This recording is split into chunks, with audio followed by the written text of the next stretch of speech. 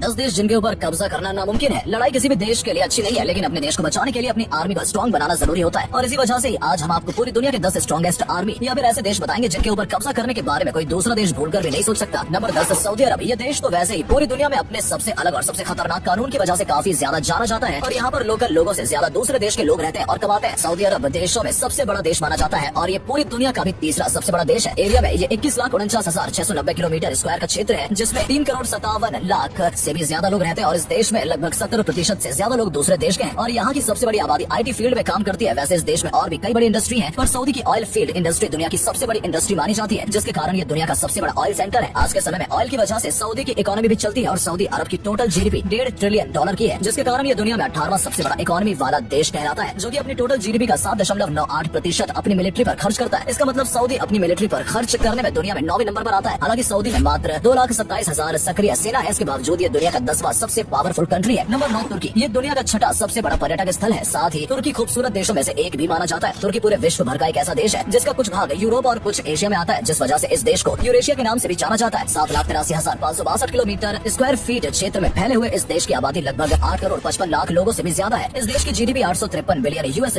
की है और ये देश अपनी मिलिट्री पर अपनी टोटल GDP का काफी बड़ा हिस्सा खर्च करता है। वैसे तो तुर्की सैन्य ताकत में पूरी दुनिया में 8वें नंबर पर आता है और नाटो में अमेरिका के बाद तुर्की की सेना आती है। ये नाटो में दूसरे नंबर पर सबसे ज्यादा संख्या में और तादाद में बड़ा है, जिस वजह से ये दुनिया का 9वां सबसे शक्तिशाली देश कहलाता है। Number 9 Germany. 3,57,000 किलोमीटर स्क्वायर के क्षेत्र में फैले हुए इस देश की आबादी यूरोपियन देशों में दूसरे नंबर पर आती है, यानी 8,42,00,000 से भी ज्यादा लोग जर्मनी में रहते हैं। इस देश की अर्थव्यवस्था दुनिया की सबसे बड़ी अर्थव्यवस्थाओं में से एक है और तो और जर्मनी अपनी मैन्युफैक्चरिंग पर बहुत ज्यादा ध्यान देता है और दुनिया में इसे मैन्युफैक्चरिंग हब के नाम से भी जाना जाता है, जिसकी वजह से विश्व भर में जर्मनी का बहुत बड़ा प्रभाव है। इस देश की सबसे खास बात यह है कि यहाँ की सड़कों पर नो स्पीड लिमिट रहता है, मतलब आप जितना ज्यादा हाई स्पीड में गाड़ी चलाना चाहते हैं उतना ज्यादा चला सकते हैं। वैसे जर्मनी की मिलिट्री पावर की बात करें तो जर्मनी की मिलिट्री यूरोपीय देशों में दूसरे नंबर पर आती है, मतलब जर्मनी के पास 1,83,707 सक्रिय सेना और 30,050 रिजर्व सैनिक हैं। जर्मनी की सरकार अपनी मिलिट्री पर अपनी टोटल GDP का 4% खर्च करती है। Number 7 France. फ्रांस एक ऐसा देश है जहाँ मानव जीवन के सबसे पुराने निशान मौजूद है, आज भी, यानी मिलियन वर्ष पहले के निशान आज भी फ्रांस में मौजूद है। इस देश की सबसे खास बात यह है कि दुनिया में सबसे ज्यादा साहित्य नोबेल पुरस्कार फ्रांस के राइटर्स द्वारा ही जीता जाता है। फ्रांस बड़ा देश है जो कि 6,13,801 किलोमीटर स्क्वायर के क्षेत्र में फैला हुआ है और इस देश में 6,74,00,000 से भी ज्यादा लोग रहते हैं। इतना ही नहीं, फ्रांस के पास दुनिया की 6ठी सबसे शक्तिशाली सेना है, क्योंकि फ्रांस में 2,08,700 सक्रिय सैनिक हैं, जिसमें से 35,000 सैनिक रिजर्व पर हैं। और तो और फ्रांस की GDP की बात करें तो फ्रांस की GDP $3.06 ट्रिलियन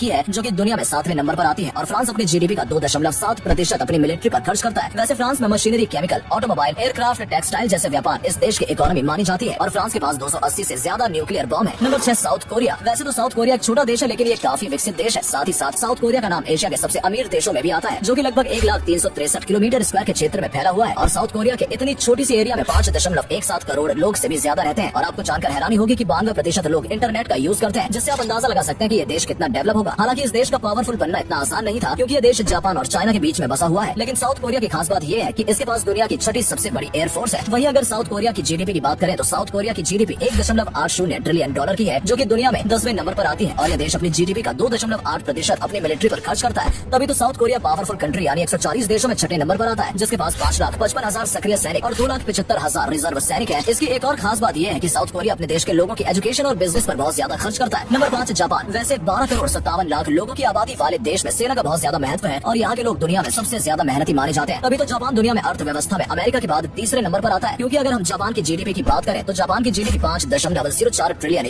की है और ये अपनी टोटल GDP का 1% अपनी मिलिट्री पर खर्च करता है। दोस्तों, जापान की मिलिट्री पर अमेरिका काबू करना चाहता था, लेकिन जापान ने कभी हार नहीं मानी। जापान तो शुरू से टेक्नोलॉजी पर ध्यान देता है और इस देश ने अपनी पूरी ताकत टेक्नोलॉजी पर लगा दी, तभी तो आज टेक्नोलॉजी जापान की पहचान बन गई है। वैसे तो जापान की सेना कई सारी कंट्री के मिलिट्री से काफी छोटी है, लेकिन पावर में किसी से भी कम नहीं है। यानी जापान के पास 2,47,000 पर्सनल और 56,000 वीजा पर्सनल है, जिससे ये पता चलता है कि ये सारी कंट्री के कम आर्मी वाली कंट्री है, फिर भी जापान पावरफुल कंट्री में अपना नाम रखता है। Number 4 India. पिछले 4 दशकों में इंडिया ने भी अपनी अर्थव्यवस्था पर काफी ज्यादा ध्यान दिया, जैसे भारत में 6.5% की अर्थव्यवस्था में वृद्धि भी हुई है। वैसे इंडिया भी जनसंख्या के मामले में दुनिया में चीन के बाद दूसरे नंबर पर आता है, मतलब इंडिया की जनसंख्या 138 करोड़ से भी ज्यादा है और इसी वजह से इंडिया भी मिलिट्री पावर में दुनिया में 4थे नंबर पर आता है। भारत के पास 14,55,000 पर्सनल है, वहीं इस देश के पास दुनिया में सबसे ज्यादा वीजा पर्सनल है। इंडिया में 11,55,000 वीजा पर्सनल है और पिछले कुछ समय से भारत ने अपनी GDP का यानी $3.5 ट्रिलियन में से 2.88% आर्मी में खर्च करता है। Number 3 China. अब ये अमेरिका का सबसे ज्यादा कंपटीशन दे रहा है और चीन अभी अमेरिका का सबसे बड़ा कंपटीटर बन गया है। चीन की GDP देखी जाए तो वो $18 ट्रिलियन की है और इसमें से ये 1.3% जितने रुपए अपनी आर्मी में डालता है, जिस वजह से इसकी आर्मी सबसे स्ट्रॉन्ग आर्मी में से एक है और कोई भी देश इनसे लड़ने से पहले 1000 बार सोचता है। और देखा जाए तो इस पूरी दुनिया में चाइना का सबसे सबसे ज्यादा खौफ है। Number 2 Russia. रशिया देश की जीडीपी फिलहाल $2.11 ट्रिलियन